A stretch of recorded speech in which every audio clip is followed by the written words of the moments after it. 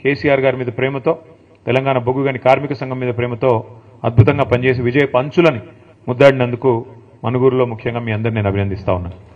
అయితే ఈ రోజున్న పరిస్థితి సరిగ్గా 21 నెలలు, మరి దాదాపు ఇంకో 2 రోజులు అయితే ఇంకో 7వ తారీఖు వచ్చిందంటే ఈ ప్రభుత్వం వచ్చి 21 నెలలు దాటి 22 నెలల్లోకి అడుగు పెడుతుంది. ఏం జరిగింది అని ఒకసారి ఆలోచించుకుంటే 21-22 నెలల్లో తెలంగాణలో ఒకటి మాత్రం స్పష్టంగా కనబడతా ఉన్నది. మీరు ఇవాళ ఏ మనిషినైనా అడగండి, తెలంగాణలో ఫలానా వర్గం అని కానీ, ఫలానా కులం అని కానీ, ఫలానా మతం అని కానీ లేదు, ఫలానా వృత్తి అని కూడా లేదు.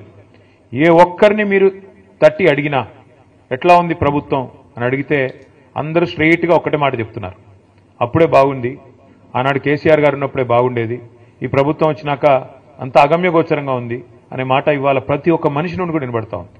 ముఖ్యంగా నేను గమనిస్తా ఉన్నది రైతుల్లో.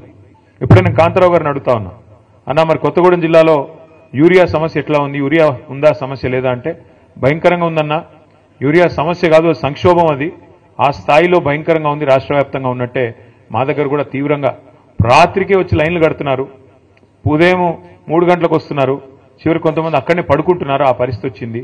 ఎన్నికలకు ముందేమో హామీల జాతర, ఎన్నికల తర్వాత ఏమో చెప్పుల జాతర అన్నట్టుగా ఇవాళ ఏ పిఎస్సిఎస్ కేంద్రం దగ్గర పోయినా, ఏ సొసైటీ కేంద్రం కాడికి పోయినా చెప్పులు వరుసలో భయంకరంగా కనబడతా ఉన్నాయి. కానీ ఒక్క మాటకు మాత్రం మనం ఒప్పుకోవాలని చెప్తున్నాడు ఇప్పుడే కాంతారావు గారు. ఏంది అదంటే అన్నాడు రేవంత్ రెడ్డి గారు నిజాయితీగా ముందే చెప్పాడన్నా, ఆనాటి రోజులు తిరిగి తెస్తానన్నాడు, నిజంగానే తెచ్చాడు. ఆనాడు కాంగ్రెస్ పాలనలో ఏ రోజులైతే ఉండేదో ఆ రోజులు మళ్ళీ తెచ్చాడు. మళ్ళీ కరెంట్ సరిగ్గా రావట్లేదు, మళ్ళీ మోటార్లు కాలిపోతున్నాయి, మళ్ళీ ట్రాన్స్ఫార్మర్లు వెళ్ళిపోతా ఉన్నాయి, మళ్ళీ రైతులు చెప్పుల జాతర పెట్టి పరిస్థితి వచ్చింది. వాస్తవంగా చెప్పాలంటే ఆయన నిజాయితీ గల మోసగాడన్నా రేవంత్ రెడ్డి గారు, నిజాయితీగా మోసం చేశాడు, చెప్పి మరీ చేశాడు.